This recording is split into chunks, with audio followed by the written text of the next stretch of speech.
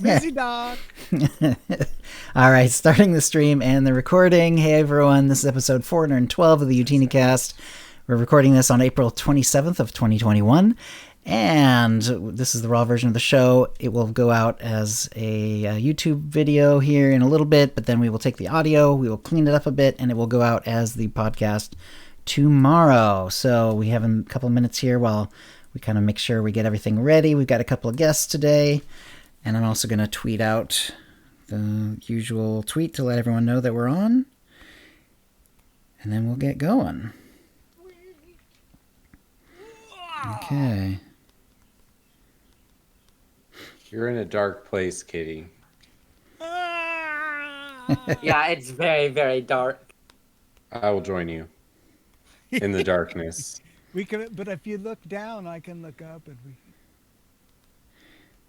I'm actually on my screen. I'm above Lord Meltza. Yeah, it moved everything. I don't know why. Meltza, how do you do what you are doing? Like, how do I become a cartoon? I'm using a program called Face Rig. Face rig? Yes. Huh. I It think was that I would be $15. more relatable as a cartoon.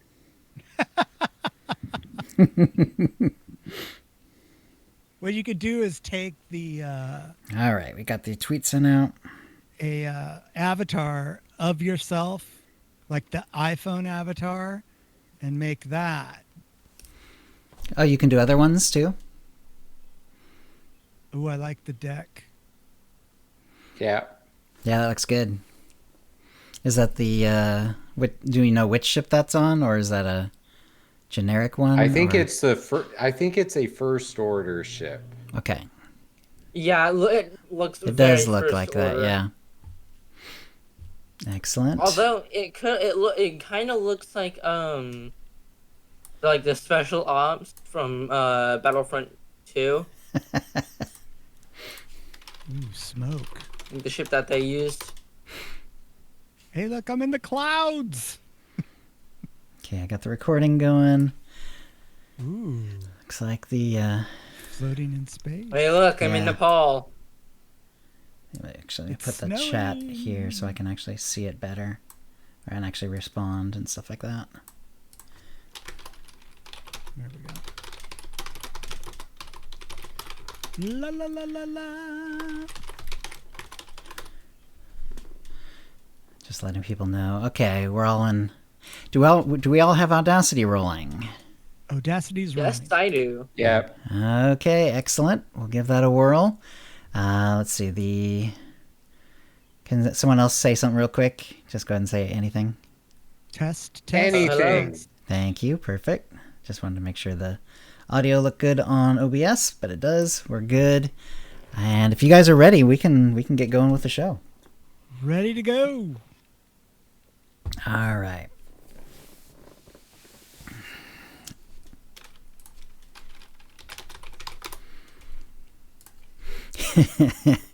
All right, let's see. Let me get to the top of the show notes here. And I think I'm ready to go too. So off we go. Going in 5.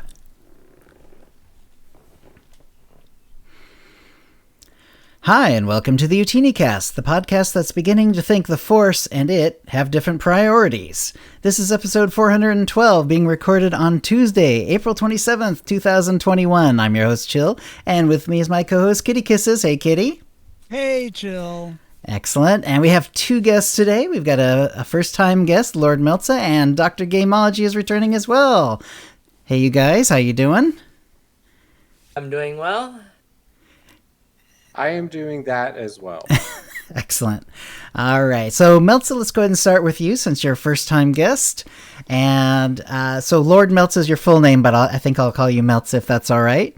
And Yeah, no problem. tell us a little bit about your history with SWTOR, what you like to do in the game, and that sort of thing. Well, I started in 2016, maybe around the time when chapters were getting released. I don't fully remember. Been a while. Then I took a large break. I came back around mid 2019, and that's when I really had that big push to like actually complete some storylines. Okay. And now we're here, where the main character I'm currently working on is with Chill, and my bounty hunter. That's right. And you recently resubscribed, is that right? Or subscribed? I recently subscribed for the first time back in December. Nice. And I had to get a new credit card in January, so that switched over. Oh, man. I'm still currently subscribed. Excellent. And did you find quite a difference between free-to-play a huge difference. and subscribed? Yeah. Like, what are some of the larger differences that you notice between free to play and sub play? Definitely the rest experience. Without that, it's pretty hard to level. Okay. And the rocket boosts, can't get those if you're free to play because it's 2 million. Right. That's right. Or cartel coins, which are hard to come by if you're free to play. You'd have to if you're free to play, you'd have to like constantly do achievements to get enough cartel coins. Right. Or I think you can still do the security. Yeah, you can still do the security code. Thing. Play, but and get 100. But that's 100 a month. I didn't know exactly what it entailed until recently. Right. I would definitely suggest that if you haven't done it already. But and then we've been dual playing when we can. Our schedules are sometimes at odds with each other, but we've now gotten through the class story. Basically, we're off to Ilum. Yep. So, well, we're currently on Ilum. The next one is, I think, the last flashpoint that we're doing for Ilum. Right. Yeah, we've done the first one, and then we have to take out Malgus, or so to speak. Which is going to be fun. Yeah, that one. It's been good. We've definitely made good progress when we've been together, and it's been a lot of fun actually. For me, it's it's a sniper, and it's the Winter Soldier cosplay, and then you have a bounty hunter. And just bounty hunter. And what have you been liking on the bounty hunter? Kind of like the AoEs and the long range. Getting a little bit tired of like short range and everything, because it was easier to die if you didn't have the right gear and stuff, which as free to play, it's tough because you can't get the right gear that quickly, as you're also limited to like one crew skill. Right. So on my main character, I was only limited to archaeology. Oh wow, you just archaeology. Yeah, that's not exactly a big money spinner. Have archaeology almost at 700 on that character. while the rest aren't even close. Yeah, and I mean, you can probably make some credits, but it's not exactly a money spinner. So yeah, that's pretty rough. No, not at all a money spinner. So yeah, and when you're not doing SWTOR, do you have other games that you like to play, or is this now pretty much your game? Yeah, I have some games. Like I sometimes play The Sims. Some other games like visual novels. Some first-person shooters as well. Nice. And I've noticed we would sometimes like load into Hoth, and your computer was having troubles like loading into it. Oh yeah, I know. I don't have. This is literally just an office computer that I'm playing on. Right. So it's like really old and really slow comparatively. Well, it's not that old. I'd say it's maybe like 2018. Okay. Is when the model was released. But it was it's definitely for office usage. I see. So it doesn't have like a good graphics card. It's not optimized for gaming. But it can like run SWTOR on like medium graphics just fine. Yeah, SWTOR is kind of an old game. It is. This year's actually its 10-year anniversary, so 10 years. Yeah, and like most MMOs, they do sort of make it like with a wide range, of graphics settings, but also it's just not designed. It's designed so that as many people as possible can play it. They're not, they're not going for like bleeding edge, frames per second and all that sort of thing. Like modern shooters, like always love to, just max it out so that graphics, all the graphics cards are struggling to keep up. And sometimes stuff like that. It's not always about like graphics, like how good the game looks with graphics either. Sometimes it's about art direction. Like Yes. Ghost of Tsushima is one example. Yeah, well, SWTOR's like that too. A lot of it is art direction. Yeah, exactly. Because SWTOR, it's not really. I mean, it looks reasonably realistic, but it's really there is a fair bit of art design in there where it's like it has its own look and its style, and because of that, it doesn't have to be like a whole lot of realism and then also like sci-fi. Yeah, exactly. And the way they do that kind of allows them to not have like the graphics be like super high level but still look good because they're going for a look rather than going for like ultra realism. So Yep. Yeah. And that's why more art direction games tend to do better graphics wise in score other than like graphic design wise. Right. And is SWTOR then your first MMORPG? Yeah, I'd have to say yeah. I don't remember any other RPGs I really played besides Final Fantasy XIV. Mm-hmm. That was after SWTOR.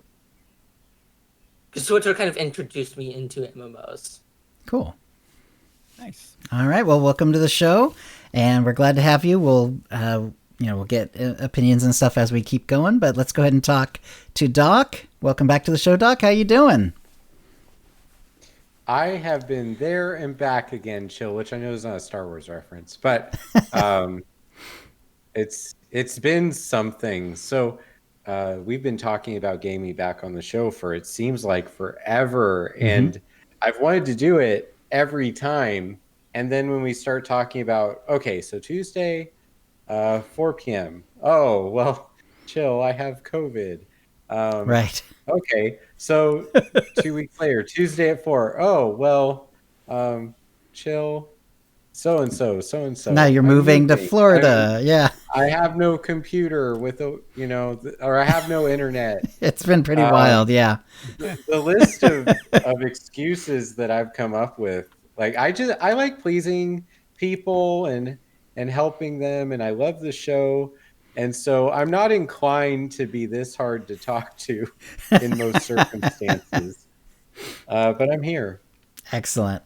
Yeah, and you're still doing your other podcast. So I've listened to part of the most recent episode about bards.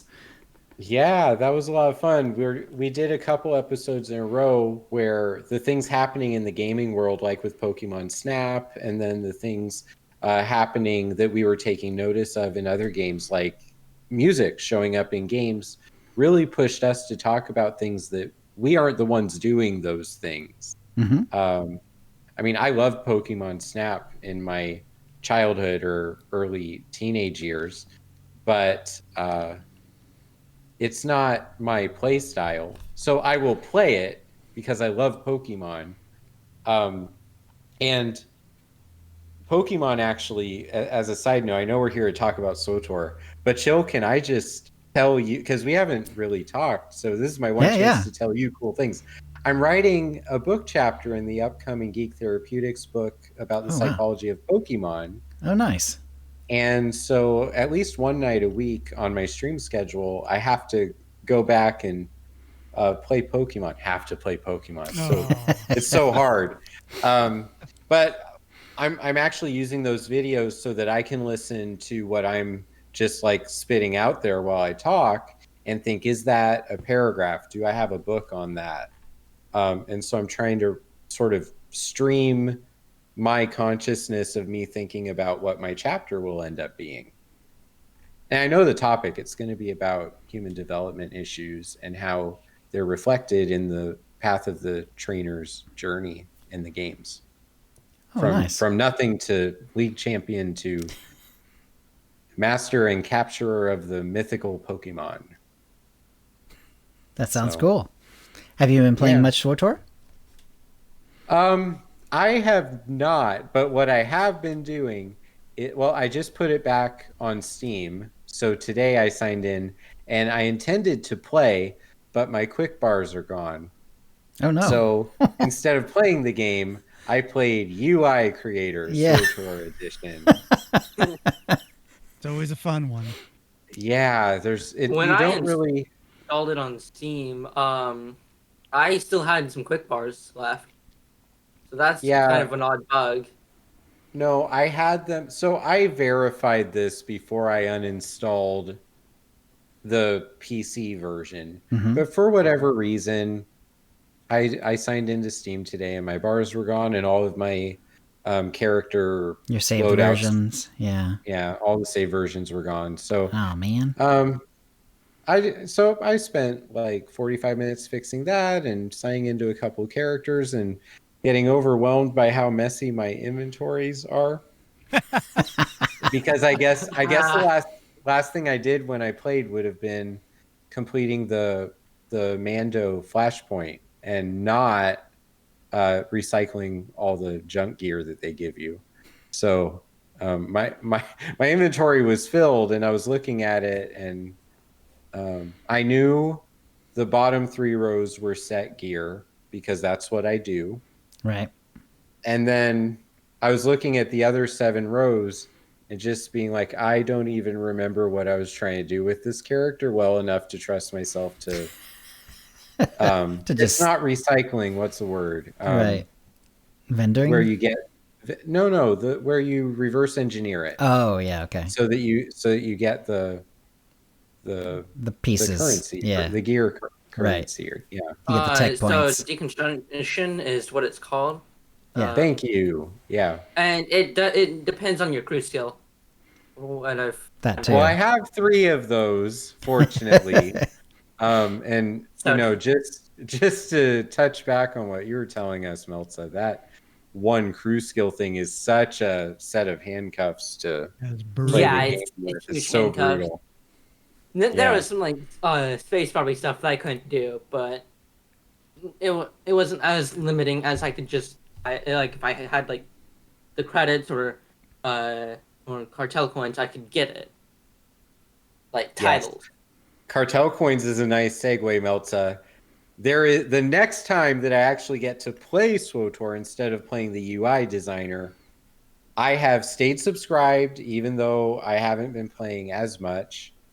And I have enough coins to get my Jedi Prodigal Revan armor set. Oh, nice. Nice. So I'll be able to do that. And I did check the cartel market for a few things today to see where that's sitting.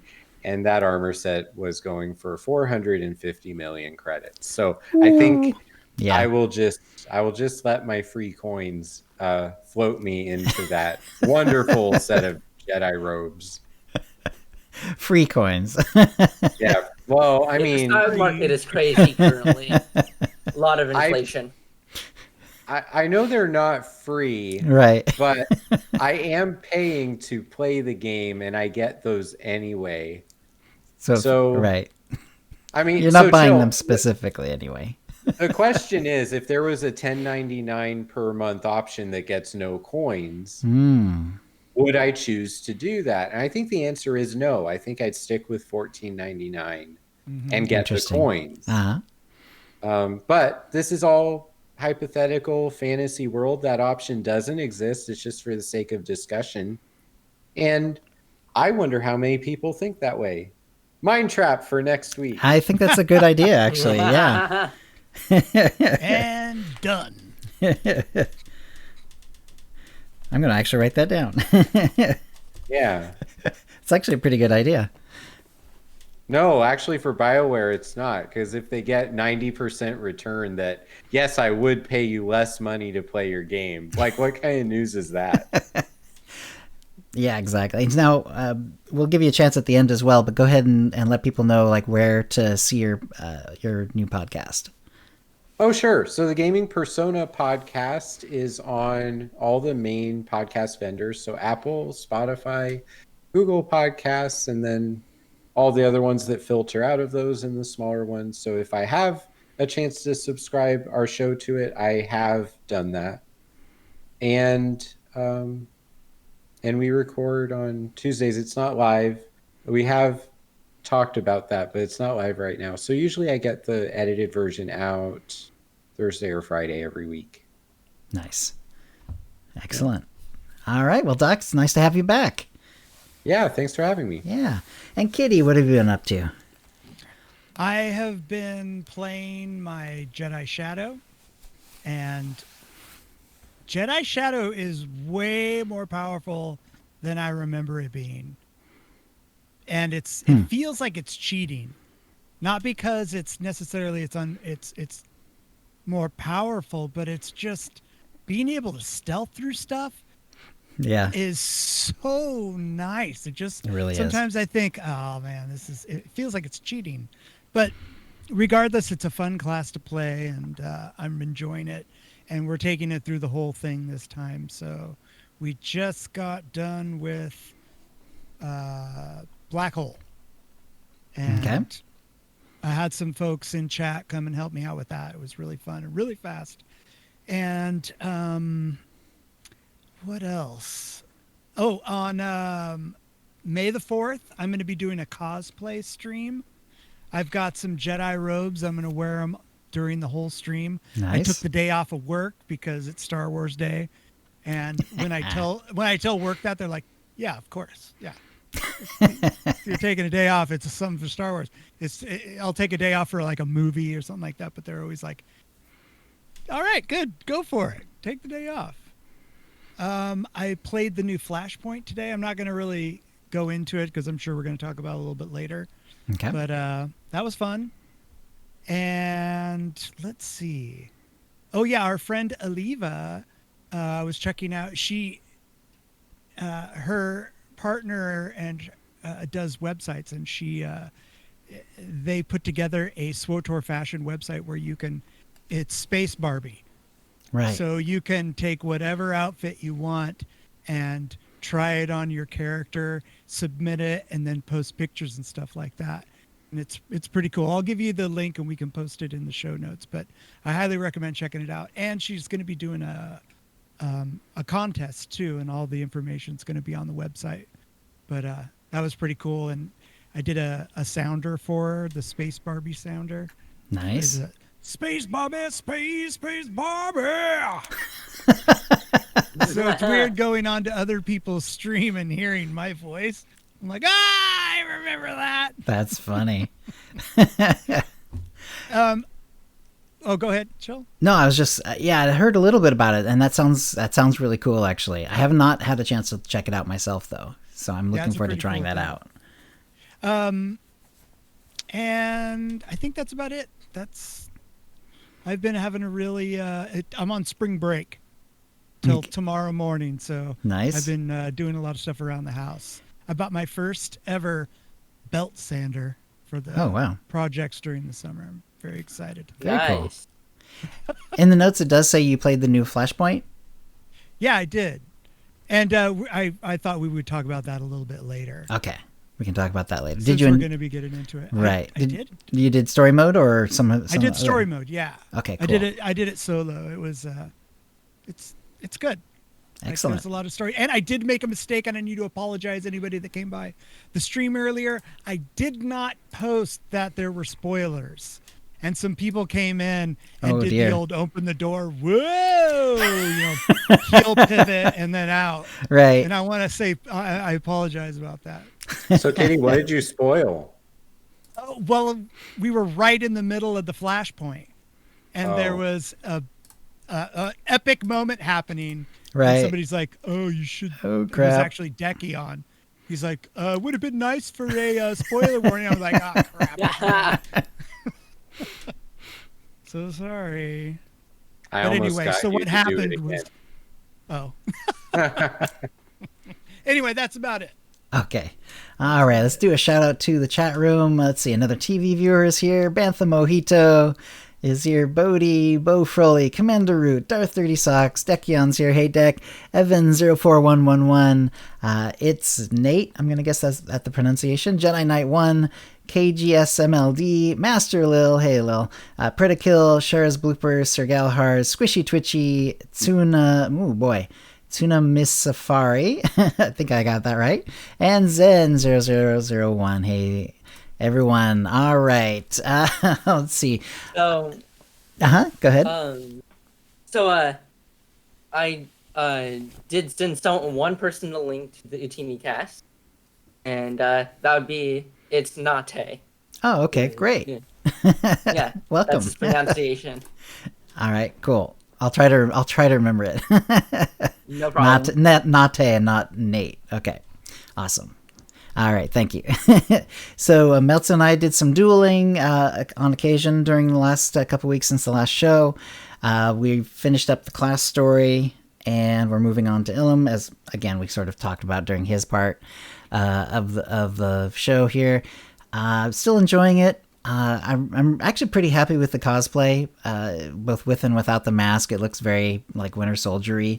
I still wish that there was like a one metal armed cybernetic chest piece that I could find, but there's just nothing quite right. Nothing quite right.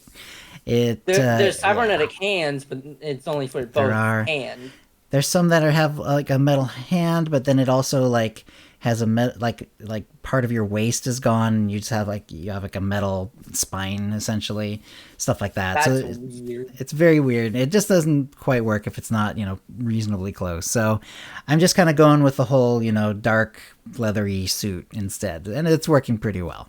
I'm pretty happy with that. I've been mostly when we're not doing that, mostly doing the unarmed Shrek. So Shrek is the knight. He is a guardian technically. He no main hand weapon, so he basically just punches his way through everything. He has one other damage ability that he can use that doesn't happen to need a weapon in hand, and he can do a few other things. He can force push. He can force stasis, which is like force choke. And he can use a couple of the defensive cooldowns, which turns out to be really helpful when you're doing almost no damage. I do have my companion on passive, so Fiona is on passive. Fiona is basically Kira wearing a green dress.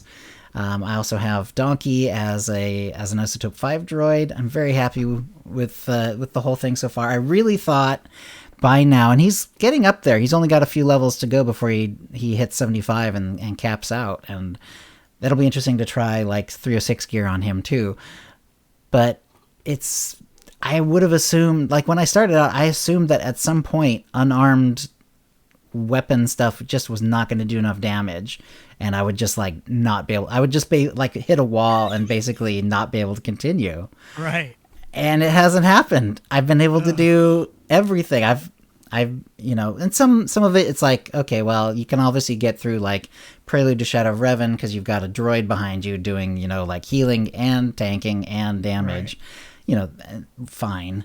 But like, there's been hardly any fights where like if I had my cooldowns and I used them properly, I couldn't find a way to get through it. I think I've only had to put Fiona on active for like one fight. I can't remember exactly which one it was anymore, but yeah, we've gotten all the way through the class story, Ilum, McKeb, Prelude to Shadow of Revan, and now Rishi. Oh man! All with no weapon at all. Just he's got a little useless focus in his other hand, and no weapons. He's using punch, bash, and then the force exhaustion, but only when he has enough focus, which isn't very often because he has no way to gain more focus except for that one passive that you get every 6 seconds when you're in combat, and also when he force stasises or force jokes essentially, then you get a little bit from that too. But it is crazy that this is actually working. Would you be able to beat some of the operations this way? I would be hard carried, but I could go into them, I'm sure, but I would be hard carried because I can't heal, can't tank the way the way the character is. Even if I swapped into tank, mode, I wouldn't be able to hold threat, and because I can't use a direct taunt either. I can use the AoE taunt though. That's like one of the only other abilities I can use is the AoE taunt, which does nothing. Yes. For Shrek. So, like, once you get to the Revan fight, I'm thinking, like, maybe you can activate your Heroic Moment, because those don't need a weapon either. I do, and I have used Heroic Moment. There was, like, a period of time when it was, like, actually it was oddly more difficult because I didn't have some of the, like, defensive cooldowns yet, and so I was using heroic moment as sort of like a fill-in gap because of the heal over time that it gives you. But I'm only allowing him to use one ability from that bar, and that's Legacy Dirty Kick, of course. Best sounding ability in the game. It is the best sounding I ability. feel like the flamethrower one would be like yeah, I mean, I could use fire. technically those are on the bar and stuff, but it doesn't really feel appropriate if I'm not having a main hand weapon and I'm playing Shrek to actually use like a flamethrower or a lightning or one of the other ones, the AoE bombs and stuff like that. But kicking him in the crotch, that feels very Shrek. So I'm okay with that. It is funny though, like now that I have focused defense and Inure, I've been using the heroic moment a lot less. Like I've used it once in a while, but it's really not that needed really. I have been chugging a lot of health pots though, because like a lot of these fights, especially one of the worst things is like when they have a lot of dots. Because if they have a lot of dots, I'm just not doing that much damage, and it takes me a long time. And they get like dots, the dots wear off, and then they reapply the dots. And if there's like multiple people, and they're all putting reasonably high damage dots on me, it really hurts. It really does. What crafting spec did you go with? Biochem, and that's going to be really useful because I'm getting. Yes. As soon as I ding 75, I've got access to the gold health packs, so I never have to worry about whether I've got them or not. I can just chug one and call it good. I went ahead and found the characters that I had some of the gold recipes on, so I have a couple of the adrenals ready too, just to try them out. Oh, nice. One's the shielding one. It shields a chunk of damage over like a few seconds, or actually a pretty good amount of time actually. But I'm thinking that might actually be a reasonably good sort of defensive one. And then there's the crit one. And because I'm being ranked down, for the most part, when I'm in an area, I'm like, if I'm 68, I'm being ranked down to 55 or maybe 60 or whatever. Because of that, like, mastery and endurance, none of those mean anything because you cap out. But if I have a crit adrenal, that will actually do something. So at least that will help a little bit. And it turns out though, the punches, and I think I mentioned this last time, the punches don't use accuracy. I never miss a punch. They do crit. They never miss. They never get dodged or anything like that or resisted. So once in a while, my force exhaustion will get resisted or miss, or my force throw will, or anything like that. Some of the other abilities actually will, but I'm trying to avoid accuracy because I'm punching like 90% of the time. Right. It's most of the damage, so there's really not a lot of call for accuracy. When I hit 71, I've got the accuracy stim, and that will actually help because it's mostly accuracy, but it has some crit on it too, so it's actually kind of useful in both ways, and it'll kind of fill in the gap of the fact that I'm not really focusing on accuracy at all on my gear, but it'll give me some accuracy there, and then it'll give me a little more crit too. So nice. Yeah, so that's what I'm going with, and now I'm planning on taking it like all the way through, like all Kotfi, all Kotet, and we'll see if I get hard stuck somewhere where I just cannot advance. But so far so good. I've been able to get through everything. What level is your Fiona at this point? Because she's not like actively healing me or anything, and I just have her there passively. The only real use she is because I have to have her out if I'm going to use heroic moment. But because I'm not actively using her for much, I've given her some gifts, of course, but I'm not like really focusing on it. So I think she's like in the 20s somewhere, 28, something like that. So I'm not too worried about like, getting her to 50 or anything like that. You only kind of pull her out when you can't get past something? I've only put her on active like once or twice, and it was when there was just some weird fight that I just could not get through using like regular cooldowns. And it happened a while ago, like I think the last time I had, or what, is it more than once? Anyway, I think it was only once or maybe twice.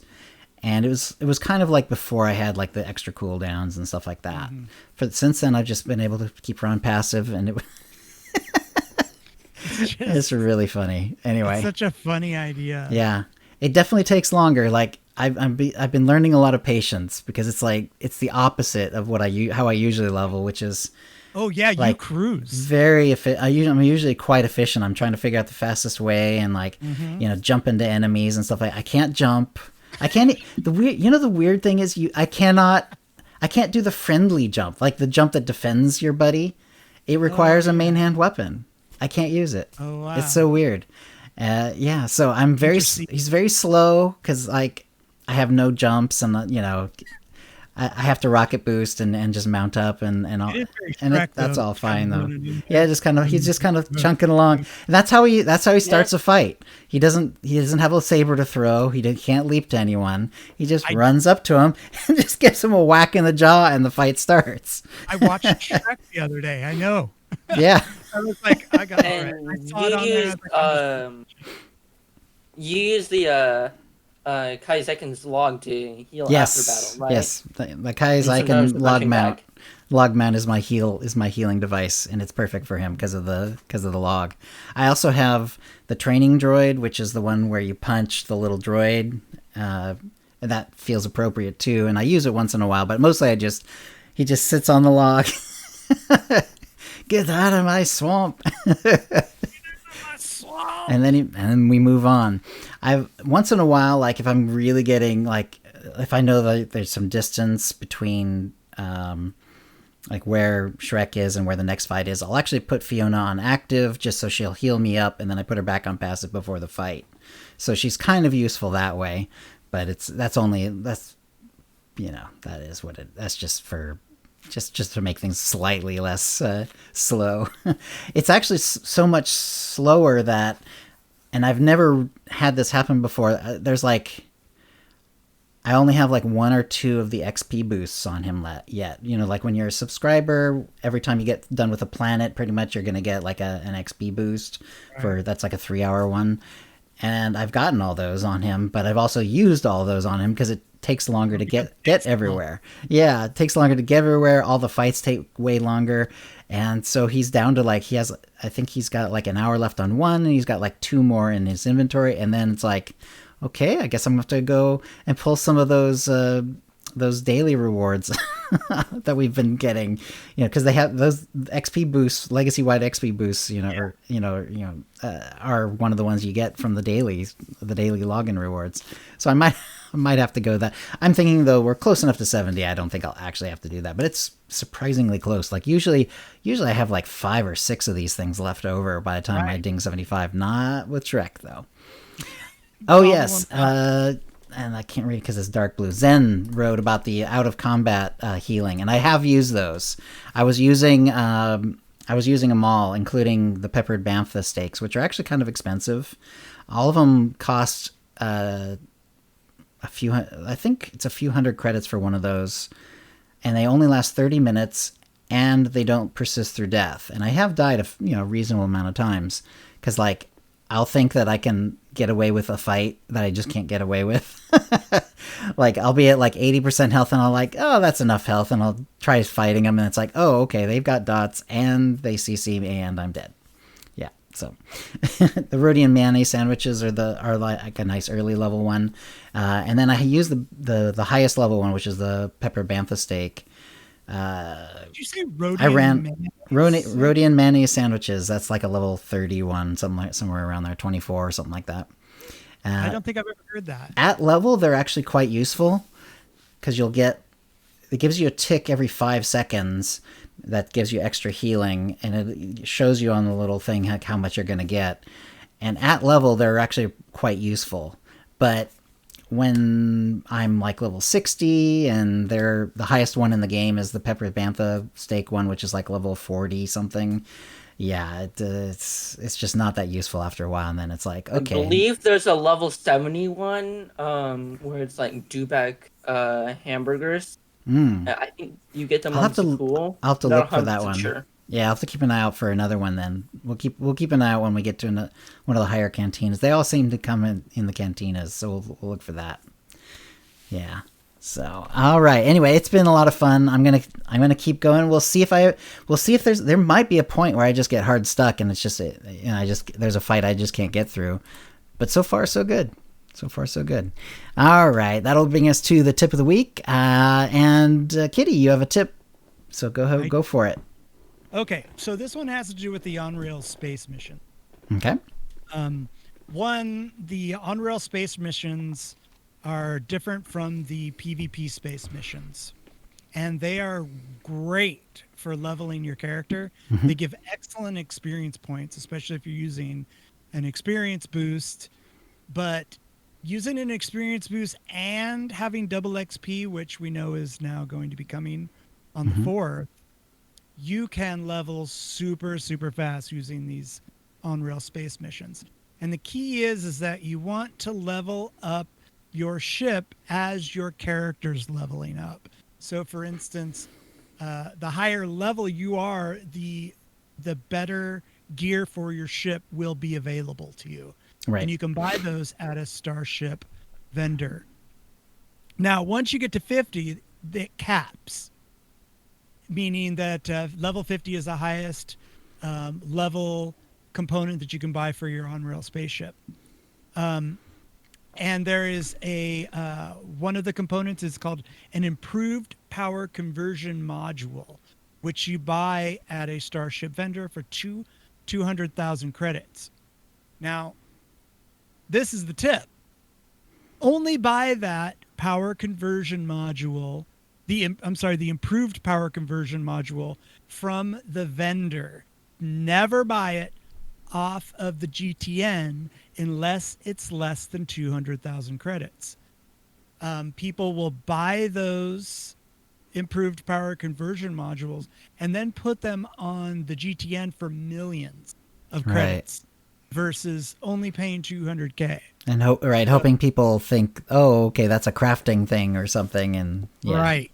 So don't buy it, the improved power conversion module.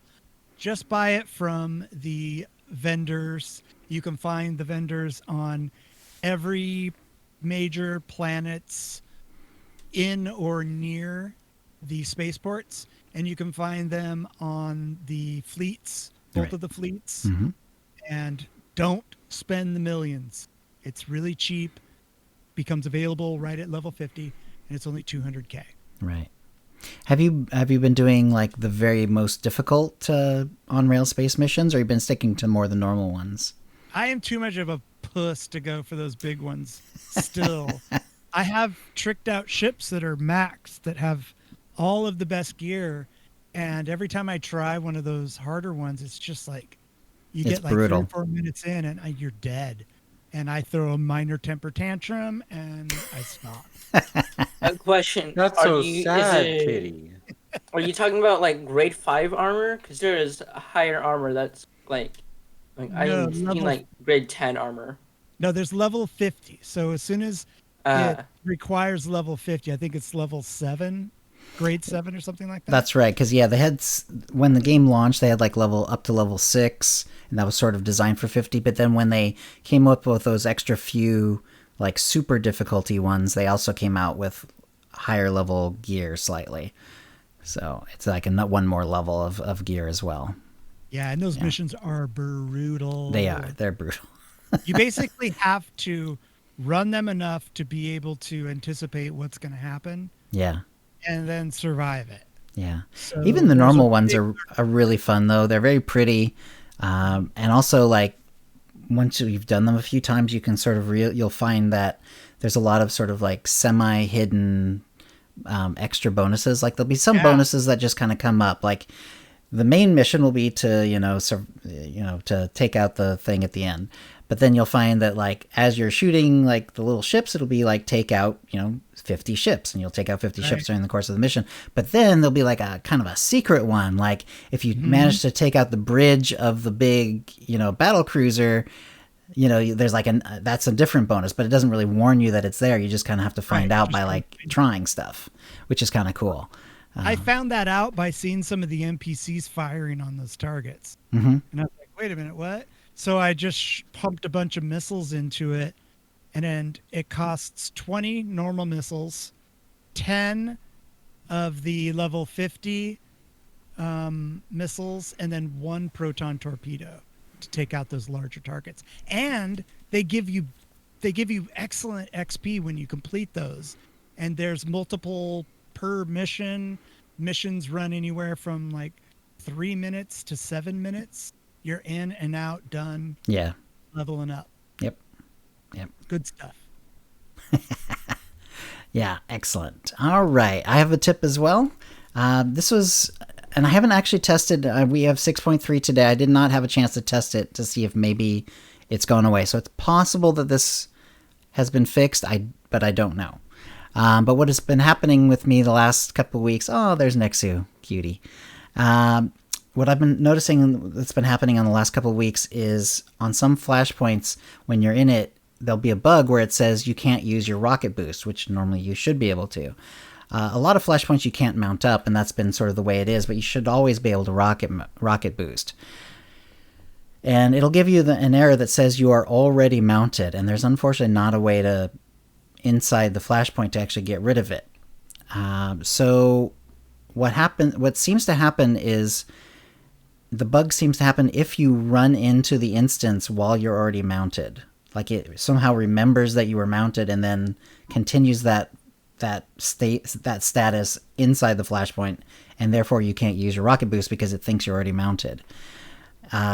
So what I found is if you get this bug, just go ahead and exit the flashpoint, just re-enter it on foot, and you'll be able to use your rocket boost once you get inside. It seems weird that it actually works that way, but that seems to be the case. I tested it several times. This happened to me mostly when I was doing Shrek and I was doing the Prelude to Shadow of Revan. You know, you have all those conversations, and then the entrance to the thing is just like right next door, so you just mount up and you run into the instance. What I was finding is when I was on a mount or speeder and just running, going into the instance that way, it wouldn't let me it wouldn't let me rocket boost. If I ran in, or if I exited and then ran in, it worked fine. So it's a weird bug, but if you're finding, and I again hope potentially it could have been fixed. I don't know. I did not notice it on the patch notes. But if that happens to you, give it a try. So just exit, come back in by running, and then hopefully you'll be okay. Yeah, and you always want to mount up when you're going in there so you can get as far as you can in before it kicks you off the mount as fast as you can. Right. I think that way. Well, there are certain flashpoints that allow you to be mounted. And there are some that allow you to mount up. But Talon, if I go in there mounted, I'll stay mounted. It won't dismount me. Mm-hmm. And I can just dismount and then remount up again. No problem. Yeah, and I tried different things like I think it was the Korriban one, which is relatively small physically, so it wasn't a big deal to try it this way, but I tried rocket boosting at different points, and it just never would let me.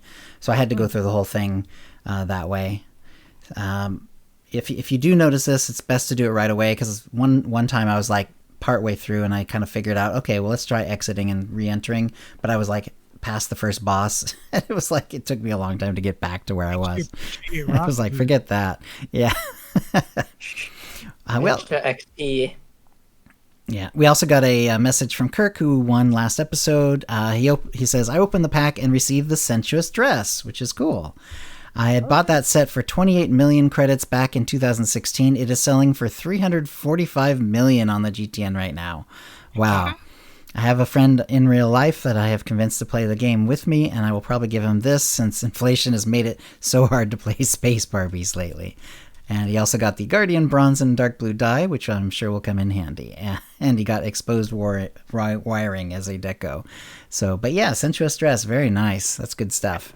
So yeah, so if you have a tip of the week, please send it in to OotiniCast@gmail.com before the next show, and you'll get a chance to win a Tonfon or M83R droid or M2B9 droid code, courtesy of BioWare, and an OotiniCast provided Ultimate Pack. That will bring us to the Mind Trap. And we did a simple one because, Kitty, you kind of had this as sort of an idea of something that we might try, and we wanted to sort of test the waters. So the question was, would you like for us to rerun old episodes of the OotiniCast on some of our off weeks? And we have 47 votes, which is very much on the low side. 68%, however, said yes. So seems like there's some interest in that. You'd think, though, if it was like real interest, that like it would have more than 47 votes. But it seems like that's something that we could do and would be relatively well received. Hopefully, if someone didn't want it and they were listening to the podcast, they could simply skip it. I'm not sure if we would add like an additional, opener or something like that to the beginning to say, hey, this is an old episode from, whatever, 2014 or whatever. But I believe we could figure out something. Twitch has a thing that allows you to do reruns of like previous VODs. And you could just roll those out. That's great for Twitch, but we're talking about like the actual like Apple Podcasts and all that sort of stuff, and stuff like that. So we'd have to do that a little differently for that. Yeah, someone came into chat and they were asking about previous like old episodes, and tried to find them, and they're just not available. And I thought it would be cool for I wanted to go back and listen to them because it's been so long. It might be like nostalgic. Right. To hear a young Tio and a young Chill going at it. Back to Hypnotoad and all that. Back to that. Yeah, and I just think I think it'd be kind of cool, Yeah. It is. We're coming up on 10 years, and you guys were doing it a long time ago, and it'd be cool to kind of remember some of that stuff that happened back in the day. Right.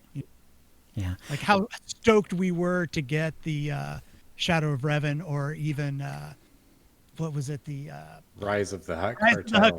Yeah. Just like, oh yeah. And free to play. Zen thought that they would still be available, and they actually are. I mean, we haven't made any of them go gray or anything like that, and I'm pretty sure the Apple Podcast will just let you go back and as far as you want to, so you can actually. And we've had people write to us occasionally say, hey, I'm starting from the beginning, which is kind of wild to me, but hey, whatever floats your boat. But I know last time I visited the OotiniCast website, I went to go see the oldest episode, and the oldest episode was episode 4. I couldn't find 3, 2, and 1. Right. Well, I think 1 technically was like a test. I'm not sure about 2, 3, and 4. I'd have to. I'm not sure what's the deal with that. But I think 1 was like a test between Tio and myself. Only 3, 2, and 1 that isn't on. Yeah. Wait, so what you're saying, Chill, is this is episode 409? I don't know, because like I said, I don't know about those other 2, 3 episodes. The first episode was, I'm pretty sure, was a test between Tio and myself, and I think it was briefly available because we were just testing things out, but I don't think anyone knew about it because we weren't like advertising it or anything like that. It just it was like technically available, but we hadn't really started it up. And I think if we did this, we'd probably go back and like try to find like special, quote unquote, special episodes where like maybe, because we've had, the devs on several times over the years, maybe, or like early Doc would be fun. Not late Doc. He got crazy. Well, you know what I mean, but like Doc, when you were actually getting your doctorate, when you're getting your doctorate or stuff like that. I was just kidding with myself. But those nightmare rating Doc days were rough. Yeah. So, we'll keep that in mind, and maybe we can work on that. And actually we still have Tio sort of tangentially connected to the OotiniCast a little bit. He helps us with behind the scenes with some of the tech stuff still, and he said that it's not a problem to actually slip in another episode, or find an old one and just sort of rerun it or anything like that. So apparently it would not be a difficult thing to do, which is good. I know what you can do. It would result in you not having any weeks off, but you and Kitty could do commentary on the old episodes videos. That would be interesting. Yeah, they'd be way too busy. That could be fun though. You mute the video that's being screen shared in order for you to talk. Right, we'd have to give it sort of the weird MST3 case Oh, right, little silhouettes at the bottom. Right. That would be fun. Well, I would if I watch that remember show. correctly, like movie commentaries, they still have the movie on, like the sound and everything on in the Deck has background, it but it's too. just quiet, so the commentary can be over it. Yeah. Well, Remember we can work before we can costume work on that. designer, Kitty? Yep. What was SWTOR even about? That's right. Do you remember when you couldn't choose what you were Yeah. wearing? Oh, boy. Do you remember when Yeah. all the Sith had red lightsabers? What the heck? Yeah. When they had color crystals, but they didn't have dye modules. So Yeah. That The sucked. purple color crystal was like, every time I saw that, I was like, that person is way cooler at playing this game than me. Meanwhile, on No my big deal. Inquisitor, I have a purple crystal. Do you remember the black yellow one you got from the pre-order? yeah. I do. I still technically use it for like 2 levels because you can use it at level 7. Yeah. I believe that's like really expensive on the GTN. Oh, you're a I've big seen that a shot. few times on the GTN. Yeah. All right. Well, we'll have to think about that some more, I think, though. But I like that. I like the idea of potentially doing some of that. All right. So let's go to the Holo feed now. And we've got 6.3 out, just dropped today.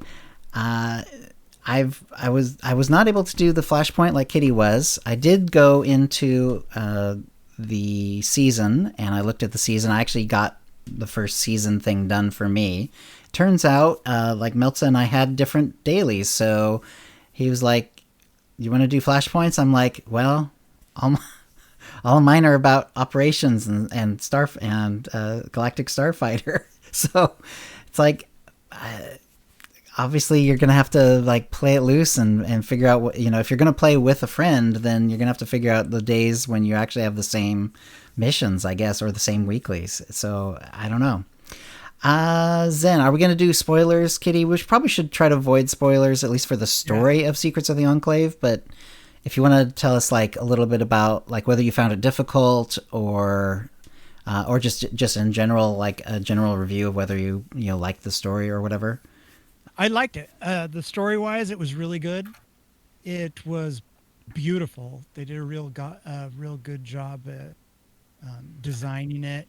I love the idea that looking at the Enclave for however long, far in the distance of the map that we couldn't get to, and rumors like, oh, wouldn't that be cool someday if we could actually get to the Enclave? And now, we're there. I love that aspect. Right. The difficulty was pretty easy.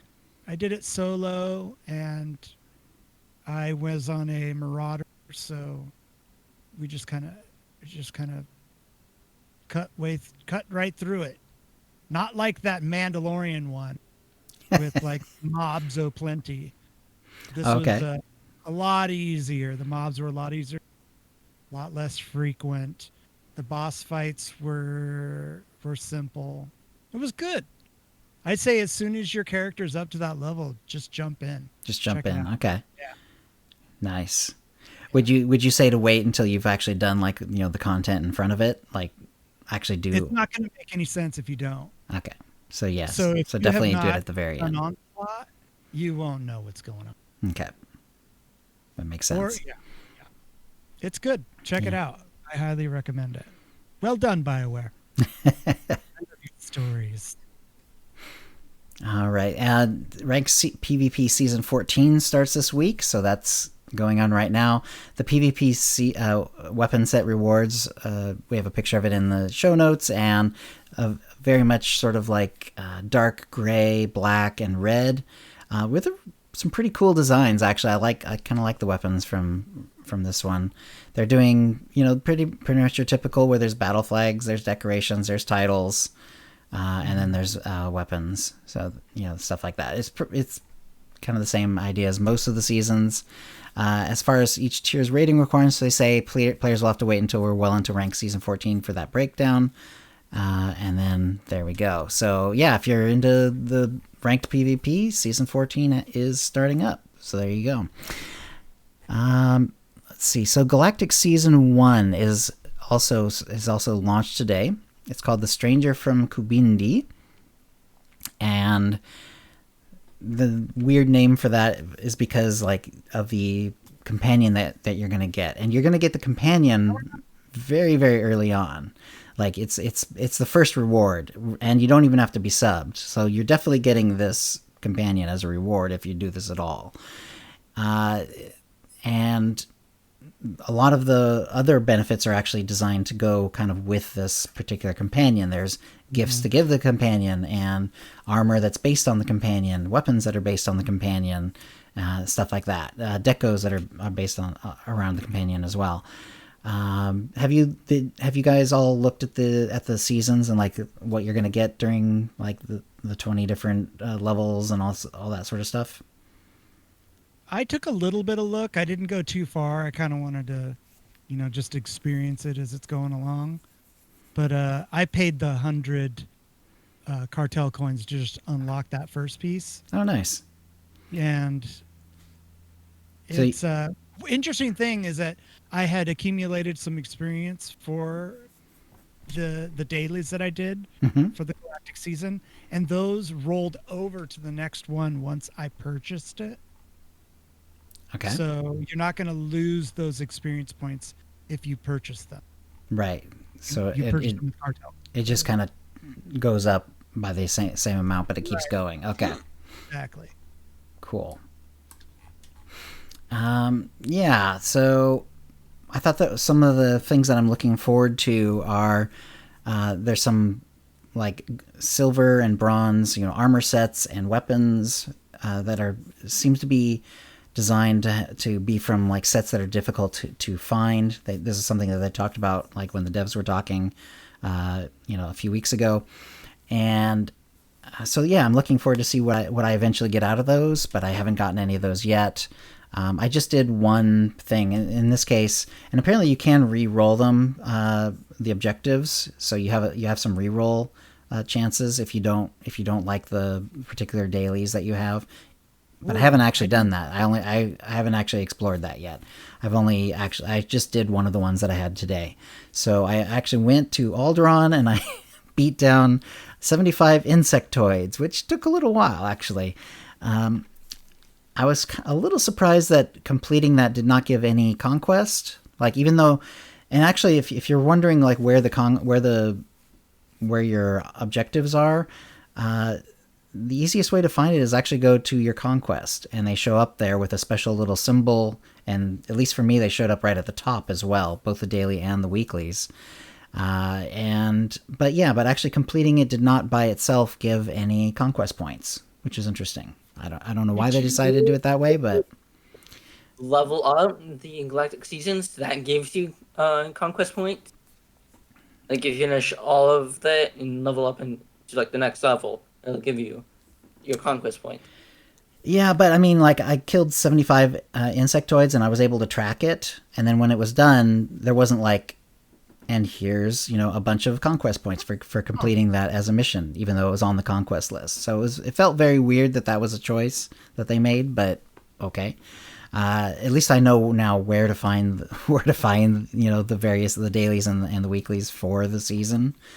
Which is actually under conquest, so I'm okay with that. I was just, like I said, I thought that completing it would, if you'd asked me like, okay, it's on the list for conquest, and it's 75, which takes a while to do. Would you get something for that? I would assumed yes, but I was wrong. Instead, now I'm like halfway to conquest on that character, and I'll probably either have to do another daily at some other point on her, and then she'll probably be done at that point. Or maybe I'll just go back and do one of the really quick dailies on her, like CZ or Ziost or something. But we'll figure out that. Let's see. So logging into to get the Galactic Seasons points, you get some from doing the logins, like simply by logging in any 4 days of the week. Free and preferred players receive 4 Galactic Season points per week. Subscribers receive 8 Galactic Season points per week. But then completing daily priority objectives and weekly priority objectives are, So free and preferred players receive 2 Galactic season points each. Subscribers receive 3 for the dailies. For the weekly, it's 8 for free and preferred, 12 for subscribers. So you'll definitely move along the whole list faster, if you are subbed. Also, there are certain, when you look at the whole list of levels of what you get, the free and preferred, has one track, and then below it, it'll show the sub track. And obviously, you have to be subbed to get the stuff that's on the sub track. If you're subbed, you also get whatever's on the free and preferred track, because that's like where the companion is, for instance, and you're going to get that as a subscriber as well. Also, I got the companion, and to unlock him to your legacy, it's only 10 cartel coins. Oh, okay. So once you get him once, it's easy. No. It's that easy to get him unlocked for the whole one. That's good. Did you try the mount out? I didn't get the mount. Oh. I mean, I didn't try the mount out. I just kind of put it away and wasn't sure who I wanted to open it on. I see. Before I was sure that, you could unlock it all the way. And then It feels like a very heavily smuggler mount, in my opinion. It's a cool It feels mount, like a smuggler would use it. Yeah, I could see that. Because it's sort of techy and sort of like grungy. It looks, kind of like. I know what you mean. Was there a conversation to do with the companion, Kitty? No, what you get a kind of like when you get Treek, it pops a little token into your inventory. Okay. Then you unlock that, and it gives you like a request, and then they just pop up right in front of you there. Oh, okay. But there was he didn't want to talk or anything like that. I actually didn't talk to him. I clicked him, and he went. And when he talks, it's funny because his snout will go. Right. It moves. Yeah, it moves up and down. Like you want to shove a flute in there, like in the Mandalorian. Have him play a little bit. Okay, I had in my head that there was some sort of conversation that was going to happen at some point, or something like that, or story that happened with it, but. It's very plausible that I missed that, because I'm surprised there wasn't an alert with him too. There was kind of a little alert. It was just that little thing that went into your right, your but it's not the kind where you actually go and talk to someone and there's a little combo or anything like that. He just kind of popped. Okay, interesting. But like I said, I just kind of did it and then progressed on, so I didn't really give it that much looky-loo. I usually like to open stuff, forget about it, and then come back in like a day or two and fiddle around with it. Okay, cool. As they say, while subscribers earn points at a faster rate, free-to-play and preferred players will still be able to reach reward level 100 of Galactic Seasons if they are diligent about completing priority objectives and logging in. As the season progresses, a catch-up system will unlock, allowing players to spend in-game credits to catch up on season levels. And additionally, you can spend cartel coins at any time to jump ahead in progress. So you can do that if you want. I haven't. Fast. Yeah. And I actually, when I was clicking on some of these other ones, it actually brought up a little window in the game to ask me if I wanted to spend 8,000 cartel coins to jump ahead to level 83 or whatever I happened to be just clicking on. Oh. It's okay, I don't want to accidentally do that. Yeah. I believe it's 200 per level, so it could be 8,000 for level 80. It was it was a lot. So I did not want that to happen for sure. I did notice that when you have points, let's say that you wanted to buy it up, but you already did half of the objectives for that particular one, it gets cheaper depending on how much XP you have in that. So let's say it costs 200 for the second one to buy it just straight off the bat without having any XP in it. Okay. If you do some of the objectives, and let's say you get just the daily ones done for that one that you were going to buy day 2, it would only cost 100 instead of 200 to purchase up. So okay, so the idea is that it's going to go up to that point and not just give you a set amount of like advancement. So you can get a little, pay a little less cartel coins in order to get. I see. By spending time and getting experience. Right. Okay, and then if you go to once you get to the point where you're actually getting like the different, they give you some as you get through it. There's tokens that you get, and it's going to take 8 tokens to get like the Carrick Station or the Viking Space Dock strongholds. And they set that around the idea being that you would not be able to get both in the first season. So you're not going to be able to get 16 tokens. I think you can get 15 from what I remember, but so you can get really close, but you're going to have to wait till the second season before you get both strongholds. That's definitely one of the ones I'm going to be working for. There's also different companions that you can get that used to be like sub bonuses from back in the day. So if you like Shay Vizsla but you weren't subscribed at that point in time, you can get her as a companion. That takes like 5 tokens, Paxton Rawl, Nico, and so on. There's also certain other ones like the HK-55 Jetpack, 3 tokens, Rapid Recon Walker, 3 tokens, the Lucky 77 Swoop, 3 tokens, stuff like that.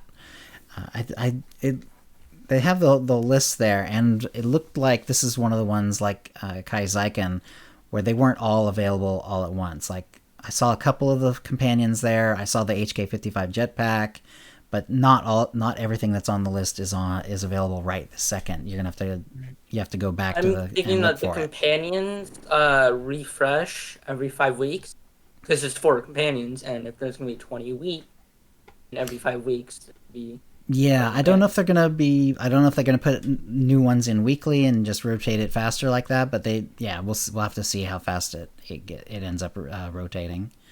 There's also a bunch of pets like the Macron Creeper that was back from the McKeb period of time, stuff like that. There's model Gravestone that seemed to be the one that I did not have unlocked. I'm not sure. Apparently that wasn't a sub bonus. That was some other kind of bonus though, or some other way to get it, and I just managed to somehow miss that one. Yeah, I didn't get that one. But it looked kind of cool when I previewed it, so I might end up getting that one at some point. But yeah, there's titles, and then there's the vendor that has the companions and the pets and so on. That's one vendor, and there's another vendor for seasons that's more or less designed to be for this particular season. So that vendor has like stuff that's related mostly to the companion Altur. So he has a set of weapons and armor, there's mounts, and there's gifts that are all kind of designed around that particular companion. The weapons are all sort of like kind of cool steampunky sort of look to them. They're really nice looking. I definitely could see myself actually using them in a cosplay at some point. There's also those weird sort of bird-like creature mounts. I think the first time we saw those were on Onderon. Right. And there's a couple different colors versions of those. And yeah. So if you get to all the way to level 100, you'll get pretty much all of that anyways. But if you're subbed, now if you're not subbed, you're going to get some of the things, but some other things you'll be missing out on. I'm just looking to get that Dash Ranos. Oof. It's that one. Right. Let's see. Subscribers who reach level 100 will be guaranteed to have Alterzak add-on at rank 50 influence by the end of the season because of the gifts you're going to get for him. They're like special gifts that are only for him. They even say things like, also is not affected by the 30% bonus thing that you usually get, and nor does it count towards the conquest, stuff like that. They're very, very separate from regular gifts. So just like other companions, sending Alter Zakadon on Crucible missions will increase its influence. Additionally, the commander's compendium would increase its influence to rank 50 as well. So if you want to do it that way, you can. Let's see. I haven't seen what it says about like other kind of gifts that he might like. I don't know if there are any other gifts that he likes, but it's possible that there are. And if not, well, you, like I say, you work your way through the seasons, or if you have some you can actually buy the gifts as well. Although they take you're only getting up to 8, and then it's like that. You're like, even spending 1 on a gift is a big ask, if you ask me. Figure it out. I'm gonna find out. I'll find out tomorrow. Yeah. What he likes, what he loves. Right. So there's also some other little changes in 6.3 that they talked about. There's the refund timer change. Chris Schmidt wanted to give a heads up about the change they're making, which has been now made for 6.3. Previously, the refund timer for items purchased off of a vendor. This is as opposed to ones that have a timer based from like a boss drop or something. But previously, the refund timer for items purchased off a vendor only counted down while the character was in game. In other words, you could like log out and the timer would freeze. As of the 6.3 update, this will change to real time. What this means is if you purchase an item off a vendor and that item has a refund timer on it, the timer will count down whether that character is logged in or not. This is in line with the current timer for cartel market items. The ability to exchange items looted between party members and flashpoints and operations, which also uses a timer, will not change and will count down via in-game game time only. The reason behind this change is that we observed some unintended behavior where the mechanics of the refund timer were being used to store more resources than intended by limits intentionally set in order to balance the game's economy inflows and outflows. So there you go. That's why they're making that change. And he also wanted to clarify that at one point, the timer would not start when the patch is released. The timer will start when the item is purchased from the vendor. So I would not anticipate any ability to sell back any items currently being held in this way on alt characters once the patch goes live. This is obviously the show is happening when 6.3 is already active, so this is a little late as a warning, but at least you'll know what's going on. And then part of the reason for the post was to give ample time to sell back any items being stored in this manner before the patch goes live. It's like I said, it's a little late for this particular show, but at least if you have some that you've been holding and you wonder like what the heck happened to the timer, that's what happened. Well, especially now that they're selling those really, really rare mats for making the top end gear now. You can purchase those with fragments. Right. So if people have hundreds of thousands of tech fragments sitting by, they could flood the market with those and just wreak havoc. Right. That's true. All right. Stop exploiting people. All right. Something else that just finished is the Refer a Friend program, which has been around pretty much since launch, as I recall. The Refer a Friend program, Keith Koenig put up a post. Well, we'll begin sunsetting our Refer a Friend program. This is on April 27th, so today. Starting on that day, you'll no longer be able to refer new players into the program via your Refer a Friend link. However, any current referrals will remain in place. What is the Refer a Friend program? The program is meant to incentivize sharing your link with friends, encouraging them to join our galaxy far, far away, and granting meaningful rewards to both of you. This helps you and the community by increasing the number of players to play with. It also introduces people who've never played SWTOR to one of the biggest Star Wars experiences in an online game. Why are we closing the program down? Those who have been playing our game for years and have used the program understand that right now, Refer a Friend is not quite meeting that goal. Although the system is not perfect, we do understand that it has provided benefits which players have enjoyed. The first of those benefits was the ability to acquire cartel coins in-game without purchasing them. To account for the fact that this will no longer be possible through new referrals, we are bolstering the amount of cartel coins players can earn through Galactic Seasons in Game Update 6.3 from its current value of 2,000 this season to 4,000. This will give you a clear path to acquiring a few thousand cartel coins just by playing SWTOR regularly. Additionally, one of the benefits Refer a Friend gave brand new players was free access to character titles and the Unify color feature on armor sets. We're going to add both of those unlocks to all accounts going forward and starting in Update 6.3. You no longer need to get referred status or have any of those unlocks as a player in any status, including free-to-play. Those two unlocks will be disabled for purchase and removed from the cartel market starting today, since they will be coming for free to everyone soon.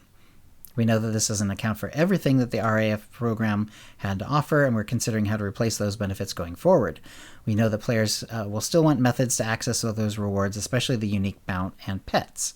Look for more details on that in the future. Lastly, there are no immediate plans to replace the Refer a Friend program.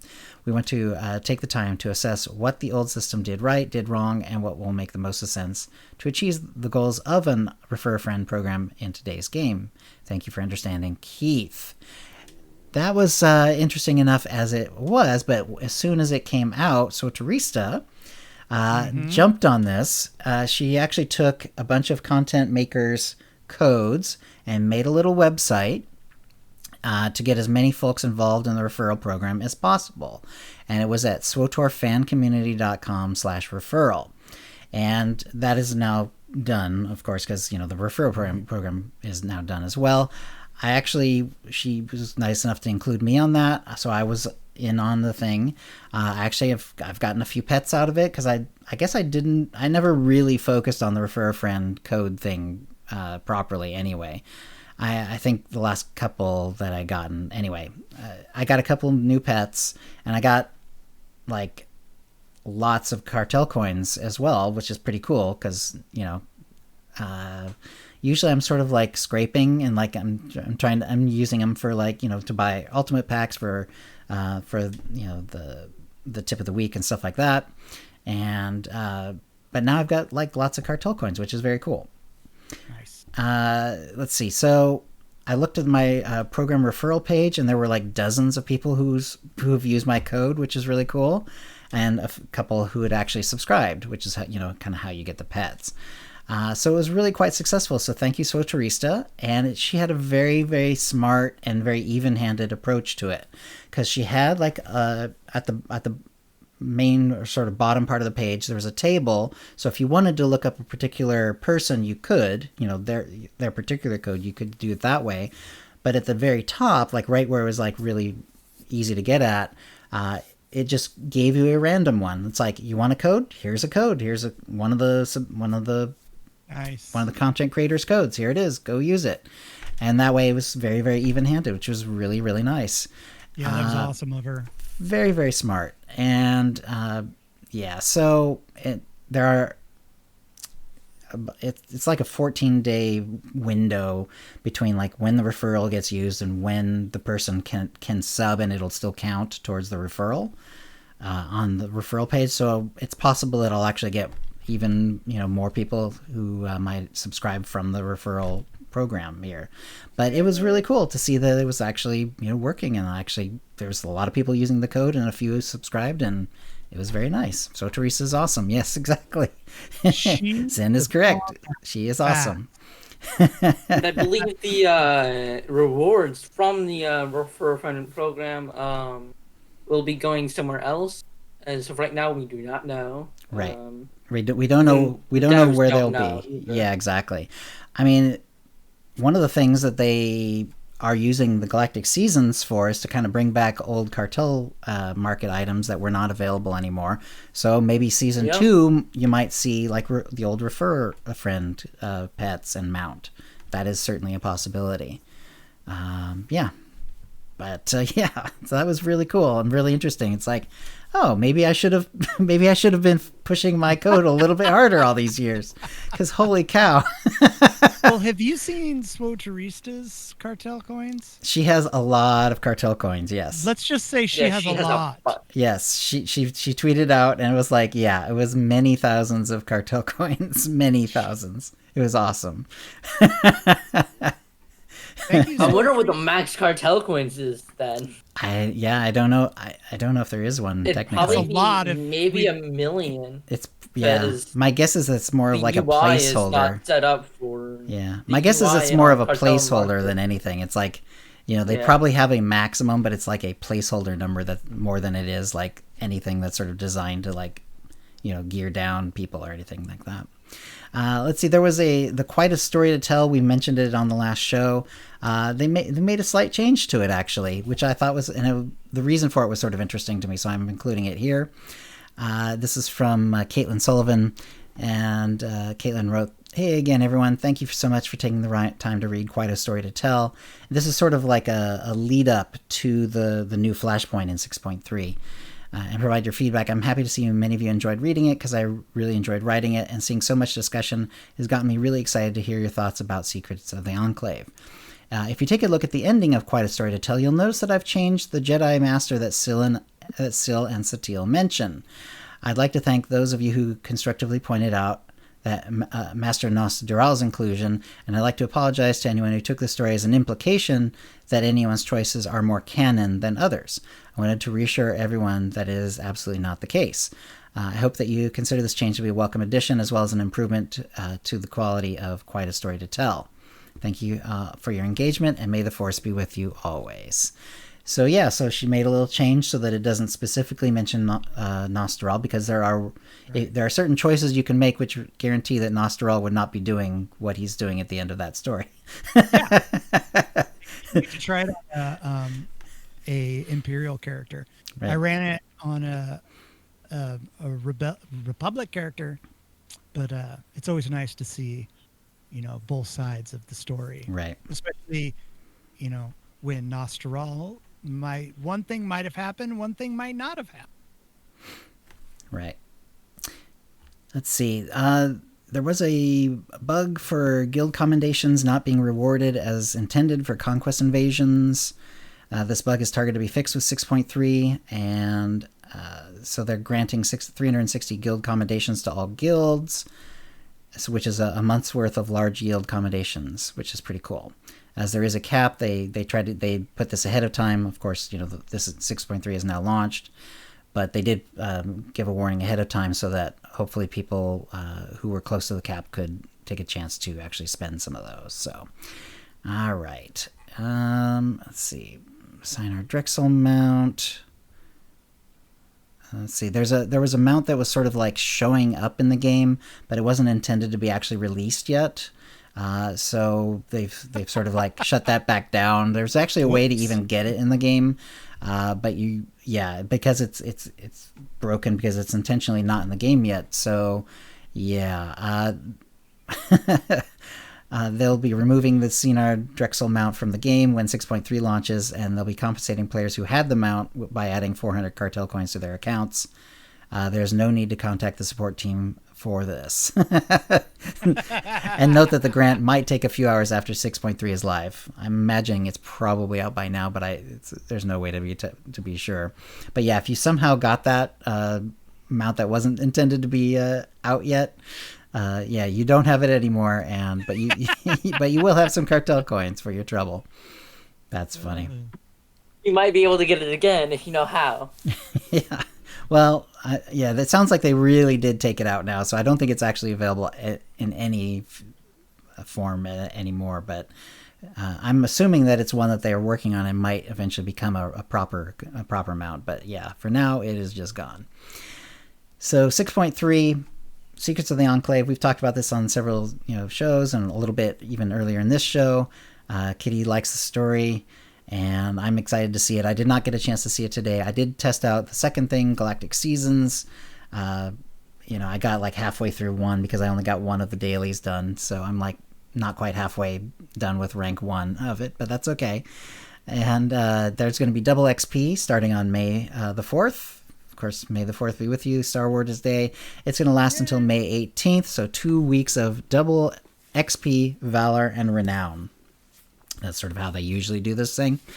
I'm not sure exactly. I'm usually pretty laissez-faire about like taking advantage of these. I'm not like trying to min-max it and start a new character at level 1 the very first day of double XP or anything like that. And which is probably dumb, but I usually don't. No, I've even used I've turned it off before. Yeah. In fact, I might be doing that this time. Although I think I might pop over to another server and get a 75, on each of the servers this time around, just to. That's not a bad idea. People are like, "Hey, come over here real quick and play this," and I'm like, "I can't. My toys are broken." Yeah, and Rank PvP Season 14 is starting up. All right. There wasn't a ton of general bug fixes and changes that I wanted to hit on, but the full list is on the show notes for 412. Legacy Stronghold limit is being increased up to 20, up from 15. They did talk about how that was something that they were looking at doing. They've always said, and the devs have always said in the past, like they always have to be a little concerned about making sure that the stronghold limit, the legacy stronghold limit, as opposed to like the active stronghold limit, but both of those are like within reasonable amounts so that it doesn't accidentally like screw up something on their servers. They updated the chat filter to help combat spam messages. Okay, cool. They reduced the legacy level requirements of some of the convenience unlocks. So Legacy Fleet Pass 1, 2, and 3 now require Legacy levels 1, 5, and 10, down from 5, 10, 15. Legacy Travel 1, 2, and 3 are the same, 1, 5, 10, down from 5, 10, 15. Rocket Boost, you can do it Legacy Level 1, down from 8. And improved Priority Transport Personal Starship now requires Legacy Level 15, down from 30, where that was reasonably high. All players now have access to displaying titles and unifying colors, which we just talked about a little bit ago. And yeah, then there's a bunch of fixes for various emotes. They're still working on the emotes ever since they changed how the emotes work. Some of them have been broken, and they've been getting them fixed again. I did a sneeze emote. Which one? A sneeze emote. Ah, okay. Oh. Yeah. Let's see. There's no longer a hole. Oh yeah. There's no longer a hole in the ground on the central side of the Axial Park next to the Coronet Zoo on Corellia. I love random bug fixes like that. Me and you should have visited that. See if what happens if you jump into it. Yeah. Well, there is still. How long has that been there? I don't know. I'm not sure. I know that there's one spot on Corellia. Let me think. Is it Empire side or Republic side? I can't remember. But it's, you just go right out of the spaceport, and then just south of where like the tram is for that side. I think it's Republic side. And then there's like a big wall, like there's a big building, but there's like this weird gap, and you can kind of squeeze through it, and you get to see like the backside of all the walls, and like, it looks, you know what I mean? Like if you ever seen that where you're seeing the broken side of everything, like you're seeing the backside of all the walls and everything. It's very bizarre, but it's kind of fun to actually do once in a while. And let's see. Let's remove the refund timer, which we've already talked about. Yay. Character rename item now correctly allows names with special characters or diacritics, which is good because, of course, there's a reason those are available. And let's see. And then classes and combat. So Jedi Knight Sentinel combat, the Fanged God form tactical. No longer mentions rage instead of focus in the tooltip. Pretty basic. Jedi Consular Sage, the inner strength passive ability now has an icon. Not sure why it wouldn't, but there you go. More importantly, Gunslinger and Sniper, Ultraviolet Blast Tactical, it's called the same on both sides, has been redesigned, and its effect has been changed to Hemorrhaging Blast, or Weakening Blast, finishes off all of your directly applied bleed effects on the target at once, dealing all their remaining damage. While the target is affected by Hemorrhaging Blast, Wounding Shots converts your lingering bleed effects on the target into the original bleed effects. Hemorrhaging Blast cooldown, however, is increased by 6 seconds. This is actually interesting because I knew from what I had seen, and also from what I had tried out a little bit, is this tactical was not good. Because what would happen is it used to just finish off the dots, and then you have to reapply them, and it takes a few globals to kind of get everything back. And it wasn't enough of a gain. You weren't gaining very much from it. Now you're going to use the Hemorrhaging Blast. It will finish off the directly applied bleed effects. It'll put those gray versions that gives you 5 seconds of these extra effects, but then you can reactivate them into the real versions by using Wounding Shots, which is really cool. Or it's Cull, actually, on the other side. So I thought that actually sounds interesting, and it might be worth looking again if you're using the dot spec on either Gunslinger or Sniper. So right now I'm not really focusing on a character who has that particular spec, but as soon as I do, I'm going to check that one out again. Let's see. And then Trooper Commando Tacticals, the extra damage from the energized charges tactical now correctly applied is applied to commandos. 'Cause apparently it was broken, I guess, just on the trooper side, it sounds like. There are the following flashpoint missions can be shared in story mode: Assault on Tython, Battle of Elam, Battle of Rishi, Blood Hunt, Boarding Party, Eslas Foundry, False Emperor, Korban Incursion, Maelstrom Prison, Terrell 5. So a bunch of them could not be shared in story mode. Now they can. Finally. Yeah. Yeah, I've had trouble. Now you can go back and do It's them hard in too, story. yeah. Because if you want to do it with a friend, there you go. Chill how to do them in veteran mode because it wouldn't ever put us in story mode on them. Right, exactly. It was bizarre, and It of was course, only veteran mode. yeah, Veteran or master, so yeah, it wasn't available, so we just kind of dealt with it. Activity Fighter no longer matches players below 75 with flashpoints they cannot access, including Objective Meridian and Spirit of Vengeance. So that's good. Lost Island and Kaon Under Siege have returned to the Activity Finder in veteran mode starting at level 50. That's probably good because those two tend to be like the most difficult ones. Yeah. And yeah, it's good if you have some levels under your belt. For sure. Yes.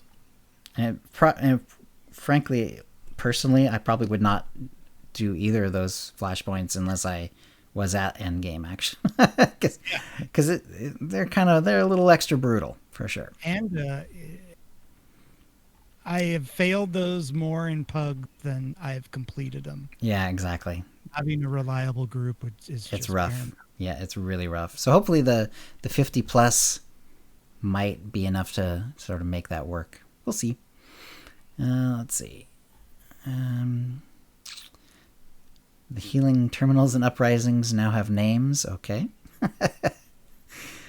In Galactic Starfighter, which, people might be playing that more since it's now going to be daily on the seasons for, among other things.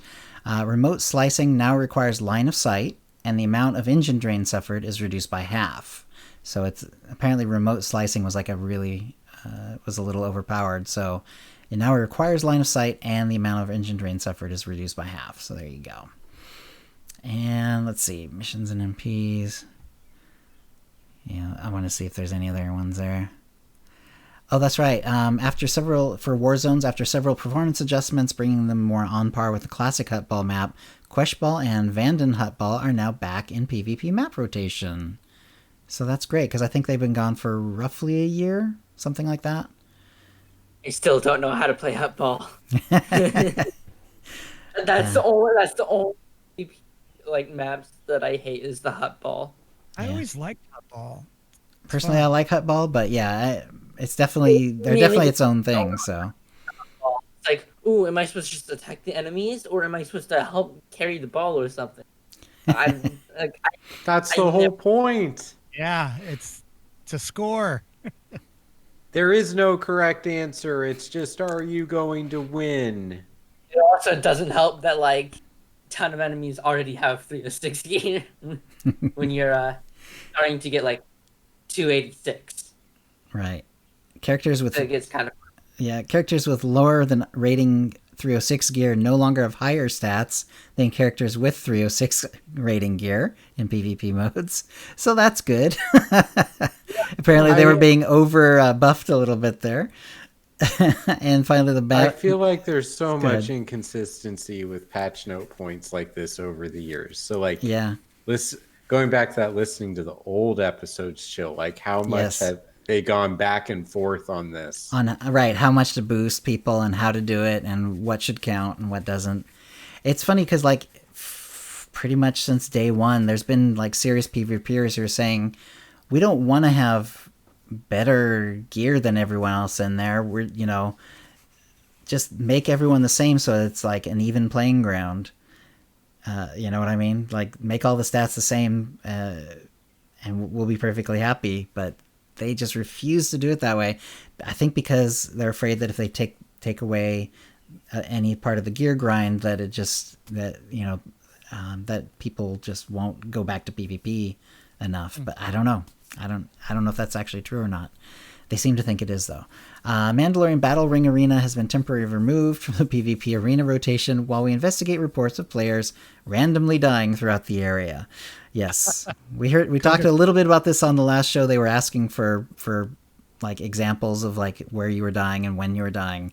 But apparently the Mandalorian Battle Ring Arena has been causing problems. Like there was so it seemed like the torches in there were like killing people, stuff like that. So yeah. I heard. In the All Worlds Ultimate Swoop Rally, whenever that's available, there's now an animation in the daily cinematics for pit screamers for the following planets: Onderon, Dantooine, and Tatooine. So a little improvement in the Swoop Rally. In the Nar Shaddaa Nightlife, the Nightlife event decoration Floor Trap Fire is now correctly lined up with the Stronghold hooks, so that's good. Let's see. And then guild commendations for Conquest. Guild commendations are now rewarded to completed planetary invasions during the next Conquest event. Infinitely repeatable Conquest objectives in the personal Conquest window are now correctly updated to match the achievements tracker. And there you go. So, and there is some 6.3 Cartel Market editions. The Mythosaurus Hunter's armor set, very cool looking. Which I like a lot, and I feel like I want to get it for like my bounty hunter, specifically to bring out that Mando tradition, you know. So that since she's now married with Torian, it kind of makes sense, and maybe get it, and maybe also get it for Torian. Yeah. It's just I don't like the fin at the top. The fin just kind of like. Oh yeah, there's like it's like a horn. I think it's supposed to be a horn, but you're right. It's so long or it's so wide that it actually ends up looking more like a fin than a horn. Well, what happens is when you're using rocket boost with that, it makes you a lot more aerodynamic. You can really make those right angle turns. Just run right into someone with that thing. So do capes and everything. And there's also a Mythosaur Hunter's Glaive, which is the weapon that they're showing. Pretty cool looking. And then I do like the Dark Marauders armor set. It sort of has a very, very creepy heavy, World War II Nazi helmet vibes. More of like Knights of Ren look to it. Yeah, it could be Knights of Ren as well for sure. But the helmet especially is like, because like all Stormtroopers and Darth Vader have all sort of like that vaguely World War II Nazi helmet look. This one really has that. Like it's really dark looking. Is also a Nazi term. Right, and Stormtrooper is a Nazi term, exactly. There's also a like a Marauder's mace, so that's pretty cool. So like if you're a fan of like the sort of like the unusual weapons, like the Gamorrean axe, then this might be another one that you might put in rotation. The Marauder's mace. Yeah, that's like at least one of the weapons that I might want to get for like in the future, and when I want to make it like a non lightsaber kind of character. Yeah, that isn't ranged but is melee. Yeah, there's also a Force user. Really nice too. It looks like it has some glowing effects. Yeah, and it looks like it would definitely be hurt to be hit with it for sure. And it's probably the best back scratcher in the game. That's right. Absolutely. Yeah, it actually is. It probably is the best out of the best back scratchers. Yep, and then there's the Tactical Ranger armor set, which drew its inspiration from the Bad Batch, which is also coming out soon. That's also on May the 4th. May the 4th. That's May the 4th. That's coming out. And so if you like the Bad Batch, then you might look into the Tactical Ranger armor set. That's coming out. And the Elite Forces helmet bundle, which also draws inspiration from the Bad Batch, includes the Scrappers, Demolishers, and Codebreaker helmets. Nice. And that's coming out as well. There's a WL0RX1 assault tank mount. Good gravy. And it's very cool looking. Yeah, it's. I wonder if it's got a flare because I can see it definitely does. Yeah. Engines going, it looks like the engines start up top and then they go out to the sides, which actually is a pretty that's pretty extreme flare there. It's gonna be pretty cool.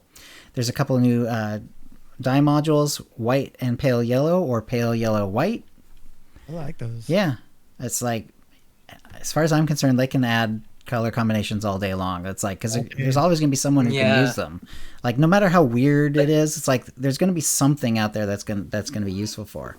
So This side is definitely a Jedi dye. That I can say that it's like it fits really well like Jedi armors and such. Yeah. Like this armor that we see in the show notes, it's it fits very well like the pale yellow with the defenders like pale like finished white and pale yellow. That fits really well as well. Yeah, it's interesting. They use the Sinister Warrior armor set, and you're right. It defaults as like red and black, and then it goes to completely like silvery white and yellow. Jedi-like. Yeah, and it really does change it to Jedi. Jedi armor. Yeah, looks like a consular or something. It definitely completely changes the feel of it for sure. That's amazing. And then there's a Mandalorian Rebels personnel bundle, which there's a little picture for it, and I'm not sure exactly. I guess that's Deco's is what I would have to guess it is, because I mean, what else could it be? But nice little picture of a bunch of different Mandos, and again, I'm pretty sure that's taken as inspiration from Bad Batch and stuff like that. So, but yeah, or even if it's just regular Mandos, they look cool. There's a bunch of them with different Mando looks, so pretty happy with that.